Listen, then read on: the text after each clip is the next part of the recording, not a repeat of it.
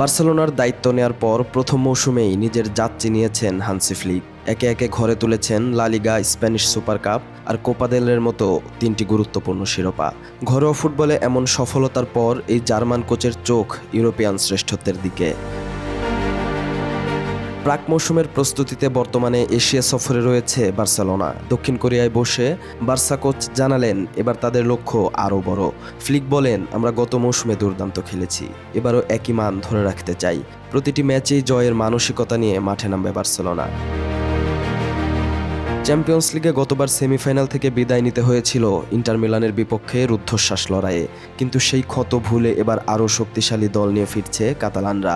গ্রীষ্মের দলবদলে ৩ নতুন মুখ এনেছে বার্সা: স্প্যানিশ গোলরক্ষক হুয়ান গার্সিয়া, সুইডিশ তরুণ রুনি বারদোগি আর ইংলিশ ফরোয়ার্ড মার্কাস রাশফোর্ড, যিনি ধারে এসেছেন ম্যানচেস্টার ইউনাইটেড থেকে।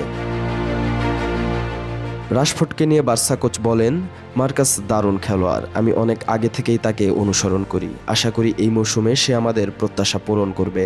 এদিকে জাপানি ক্লাব ভিসেল কোবের বিপক্ষে অভিষেক গোল করেই নিজের যাত্রী নিয়েছেন বারদোগি, আর রাশফোর্ড রেখেছে তাতে সরাসরি অবদান। দলের গঠন নিয়ে ফ্লিকের মতোই আত্মবিশ্বাসী সভাপতি হুয়ান লাপোর্তাও। তার মতে দল এখন সম্পূর্ণ, নতুন করে কারো দরকার নেই। তবে এই বার্সার হৃদয়ে যিনি রয়েছেন তিনি লামিনে ইয়ামাল। মাত্র 18 বছর বয়সে বার্সেলোনার হয়ে খেলেছেন 100টি ম্যাচ, করেছেন 18 গোল, করিয়েছেন আরও 21টি। ফ্লিক বলছেন, তিনি এই তরুণ প্রতিভার উপর ভরসা রেখে এগোচ্ছেন ভবিষ্যতের দিকে। ইয়ামাল এক বিস্ময়কর প্রতিভা, সবসময় ম্যাচের ভাগ্য বদলে দিতে পারে।